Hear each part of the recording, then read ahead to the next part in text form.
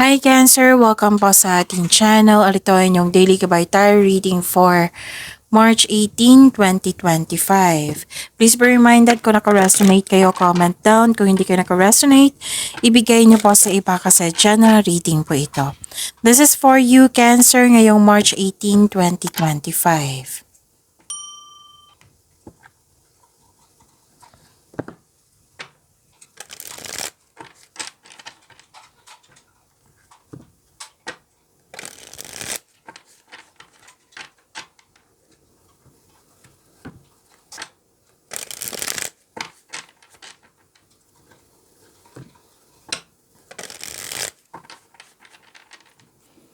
Para po ito sa inyo Cancer ngayong March 18, 2025.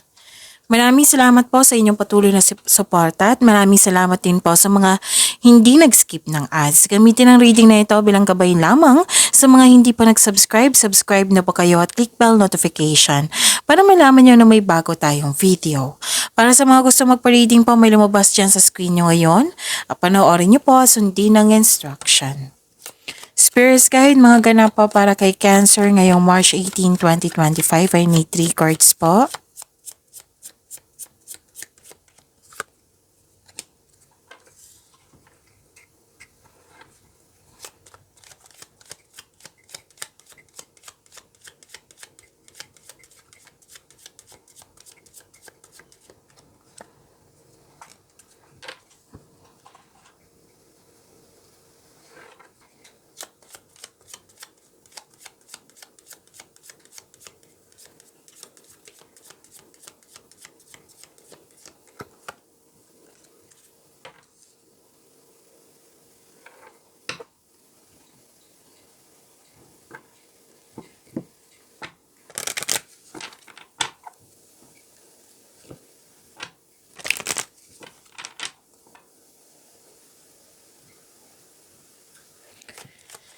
Spirits Guide, mga mensahe po para kay Cancer ngayong March 18, 2025 ay need 2 cards po.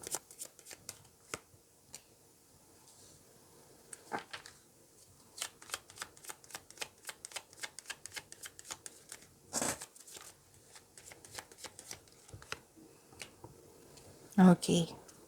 Cancer, ngayong March 18, 2025, love is blooming. May romance, attraction, affection. May nakita din akong self-care dito. May nagpaganda, may nagpagwapo. O, pwede din nagpamassage kayo ngayon to take care of yourself. Oo, nagkaroon na kayo ng panahon sa inyong sarili. And nakita ko dito na pwedeng naguguluhan ka, nabibigatan, you need advice. So, nag-seek ka ng advice sa mentor mo, pwedeng sa elders, pwedeng sa parents po, na nagbigay naman ito ng suporta sa iyo. Nagbigay po ito ng wisdom message sa iyo. Nang siyang dahilan na motivate kayo. Okay, na-inspired kayo ulit nang dahil sa support nila, nang dahil sa binigay na wisdom message sa iyo. And nakita ko rin dito na may mensahe ang card niyo po na alagaan niyo po daw yung sarili niyo, lalo na yung health. Okay? So, sa mga nahihirapan dyan, sa mga nabibigatan, sa nagkaroon ng may nararamdaman sa body nyo na hindi mabuti, oo. So, don't worry kasi may nakita naman akong recovery dito. Yes, may recovery dito. And some of you nag-grounding, nagbigay ng time sa nature, nag-meditate. May nakita rin ako dito grupo ng tao na nagbigay ng suporta sa iyo, and I believe this is your family, and nagbigay sa iyo ng spiritual development and personal development. Okay? So, spiritual growth and personal development, nakikita ko po dito. And, wow, ang ganda nito, Cancer, look. The end of a tough cycle approaches. Ang ganda. Claim nyo ha. And hold your vision.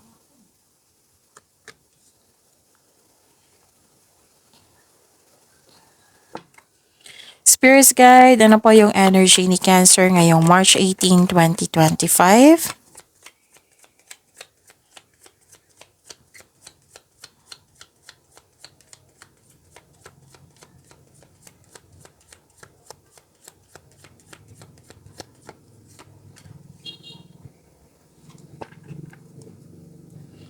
And the clarification of this card po.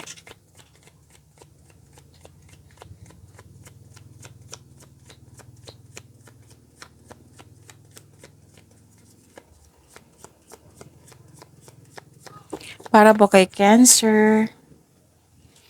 Okay, kung may narinig kayo or may nakita kayong repeating message, meaning to say, pinupush ng cards niyan kasi ang ilan sa inyo hindi pa binigyan ng atensyon. Na kung maaari din po, bigyan niyo po ng solusyon at aksyon. Remember, Cancer, at the end of the day, alam mo na ikaw lang taong may kakayahan at responsable na gumawa ng sarili mong katotohanan at kinabukasan. So, ano yung energy mo, Cancer? Okay. So, this is... Actually, may success po nangyari. May victory po na nangyari. Nagkaroon lang po ng delay. Pwedeng proseso ito na delay. Oo, success po ha, delayed success po ito. Pwedeng may proseso. Pero nakikita ko naman dito na, yes, may nakita kong disappointment. Pero alam nyo na may process siya. So, kailangan maghintay. So, a delay to your success in some way. So, I know this is very disappointing. Pero, sabi ng card, kailangan mo maghintay. Kasi this is only temporary. So, setback. The delay is all part of the process. Stick sa inyong plano at mag-continue kayo sa pag-work ng, continue to work diligently. You're almost there. Huwag kayong mag-give up. So, pwede din nagkaroon ng hesitation dito para simulan. Para magkaroon ng new beginning, bagong simula. Pero nagkaroon po ng hesitation, fear of change din. Nagkaroon ng pwede din nagsimula kayo pero kailangan ng pag-iingat dito. Kasi may nakita ko dito na some of you hindi nag-iingat. Lalo na sa paggawa ng desisyon, lalo na sa paggawa ng plano. So at least alam nyo ha kung ano yung dapat i-improve nyo, ano yung dapat iwasan nyo. Nakita ko dito na nahirapan ka sa paggawa ng desisyon or gumawa kayo ng desisyon na hindi pinag-isipan kung karapat-dapat ba. Okay? So at least alam nyo na kung ano yung dapat na i-improve or iwasan na hindi nakakabuti sa iyo. So, this is also means takot ka mag-move forward or takot ka sa mga challenges na na-encounter mo ngayon. Nagkaroon din ng hesitation to step out from your comfort zone. Yung sabi ko nga sa inyo kanina na nagkaroon ng hesitation. So, meaning to say, wala kang konkretong plano. Miss Jav, may plano naman ako eh. So balik kayo sa plano nyo, siguraduhin konkretong plano yan. Kaya nga sinabi ko sa inyo kanina na may some of you dito na hindi makagawa ng desisyon, lalo na may fear of change. Or gumawa ng desisyon na hindi pinag-isipan kung karapat-dapat ba. Ni-remind kayo ng card nyo eh. So at least alam nyo kung ano yung dapat ayusin nyo. May plano dito na mamaya na kasi may concern ako sa isa. May sabat dito. So, hindi nagkaroon ng simula na, hindi pa nagkaroon ng aksyon. Yun. Okay? Baka kulang kayo sa inspiration. Kaya nga may sabi dito na hold your vision.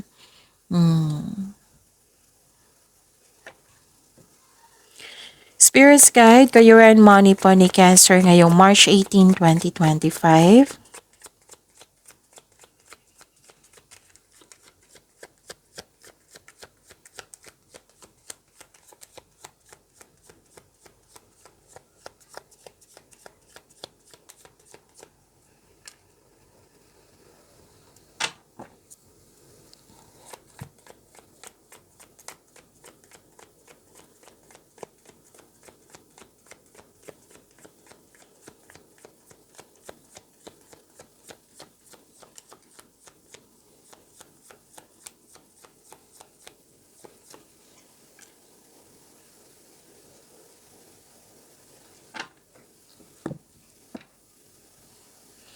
Okay.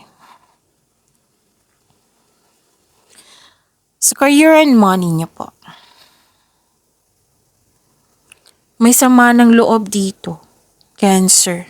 May self-doubt, pwedeng sama ng loob to, failure to face the facts, nainis or nainip kayo sa delay, may disappointment ako nakikita dito. So, dalawang card na yan ha, nagsabi, may blame, may doubt. Na-stuck ka sa nakaraan sa mga nangyari. Na-stuck kayo. Pwede nagkaroon ng delay sa mga plano mo in terms of future plan.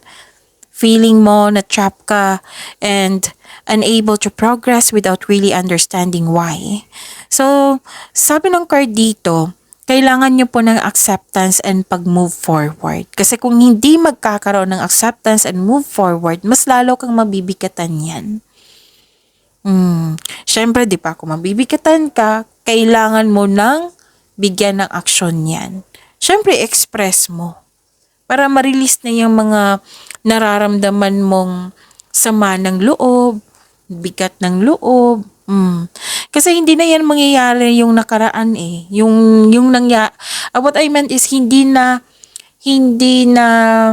what I meant is the past cannot be changed. So, hindi na yan mababago kasi nangyari na. Kailangan mo lang itong tanggapin at hanapan ng solusyon. So, aksyon po ito. Lahat naman po ng pagsubok ay may naiiwang aral sa ating buhay.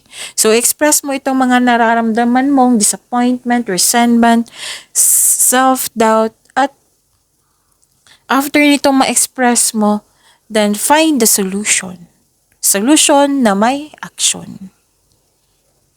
Okay? Expect na magiging busy kayo ngayon, Cancer.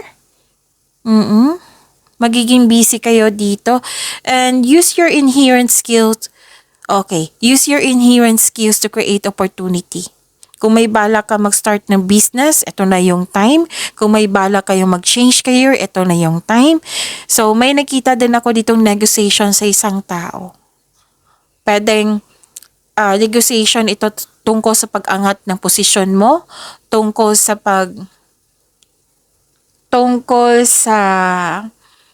pagtaas ng sweldo or kita, allowance or kita. May kontrata din ako nakikita dito. Yes, this is also means a signing of contract. So, career and money nyo to ha. Cancer, may signing of contract po. Ang ganda. So, please know, Cancer, magiging okay din ang lahat. Kasi nakikita ko dito na granted yung manifestation mo. May parating po na blessing. So, this is to remind you na this coming opportunity will be used for clear intention. And nakita ko naman dito na you are divinely guided po. With the divine assistance, all things are possible. Okay? So, wag mawalan ng pag-asa kasi nakikita ko naman dito na tinutulungan ka ng universe kasi gumagawa ka rin ng action. Okay? So, gamit na gamit yung skills mo dito, yung talino mo rin. So, yun nga, expect na magiging busy kayo ngayon, Cancer. Na-adapt mo rin yung pagbabago. Na-adapt mo na yung problema na sa nakaraan. What I meant is, na-let go mo na yung mga nangyari na sa nakaraan at na-adapt mo yung pagbabago. Yan, natumbok ko. So, this is self-confidence. Yun yung sabi ko sa ninyo kanina sa Oracle Cards na nakausap mo itong taong ito tapos binigyan ka ng wisdom message at you are inspired in action na. Spirit's Guide, Love Life, Self-Love, Partnership, and your man's name.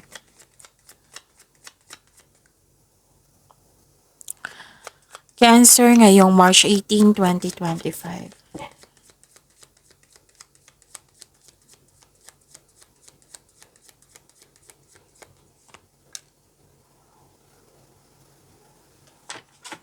And the clarification of this card po.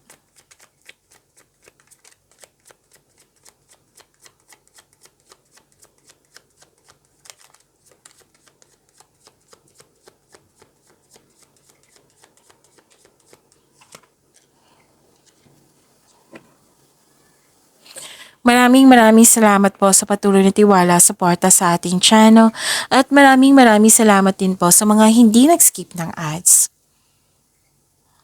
Okay, may nakita ko ditong hindi ka makagawa ng desisyon or what I meant is guarded ka.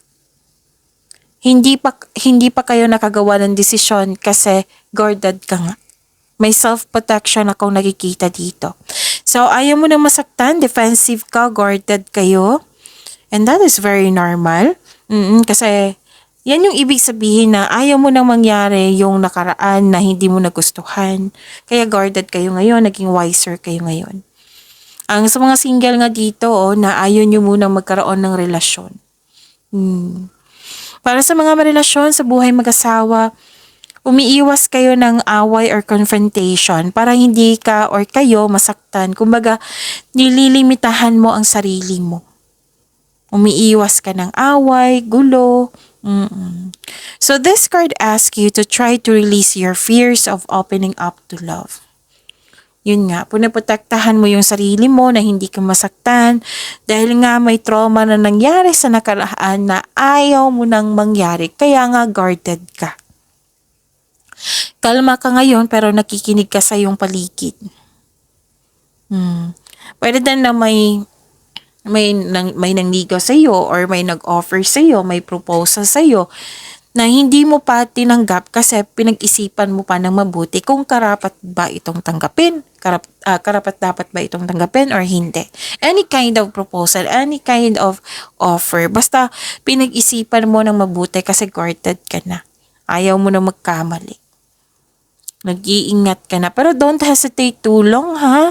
Kasi kung magkakaroon ng mahabang oras or na ilang araw na naniniisip mo, baka magkaroon ng overthinking. And you have to listen to your intuition also. Kasi makatulong ito sa kung ano yung next action mo. Makinig sa inyong intuition. So, yun, nagbabalanse ka dito kung tatanggapin mo ba or hindi. So, seek help or ask support para magkaroon ng pagpagaan sa inyong isipan. Kaya nga may sabi dito, 'di ba? Sabi ko kanina sa oracle cards nyo na nabibigatan ka, nahihirapan ka, kaya ka may kausap dito, yung humingi ka ng support or advice sa taong nirerespeto mo. Pwedeng yung sabi ko sa inyo kanina na pwedeng elders, wisers, mentor, or parents mo. So, yung dahil sa kanilang support, ayun, nakatulong ito sa pagpagaan ng loob po. Nagkaroon nga ng inspiration, di ba? Nagkaroon ka ng motivation. Pero, sabi po ng card, the best po, pag ikaw mismo ang nakikinig sa iyong sitwasyon. Yung paggawa ng sarili mong kilos. Kasi magbibigay ito ng kaginhawaan na iyong nahihirapan. Okay? Only you know what is best for you. Ano pa? Okay. Nakikita ko dito na nagkaroon po ng may away. May away po. Kaya mag-ingat. Kaya nga sabi ng card nyo dito na ang ilan sa inyo umiiwas na. Na magkaroon ng away para hindi mag-away ulit. So kaya pala na naging guarded kayo kasi may away na naganap or hindi pagkakasundo. May sitwasyon din na hindi kaya pero laban pa rin. Para to sa mga single, ha. Single para sa lahat. Single ka man sa mga relasyon sa buhay mag-asawa. May sitwasyon din na hindi kaya, laban pa rin. Nagkaroon ng delay or blockages. Nagkaroon ng pagkabalisa. Nagkaroon ng pwedeng tutol ito sa desisyon mo. Kaya nagkaroon ng delay sa paggawa ng desisyon kasi may tutol nga. Meron kang naramdaman na pagkatalo, you felt defeated, kasi nga may tutol. Oo. So, yun, tama yung gagawin mo na maghingi ka ng advice or gawa ka ng journal kasi it will lead you na maging mahinahon ka at masuri ang sitwasyon. Pag-imanin niyo po yung blessings sa binigay sa inyo. Cancer, see you tomorrow. Please like, subscribe, and click po button for notification para updated po kayo sa daily tarot reading natin. Maraming salamat po.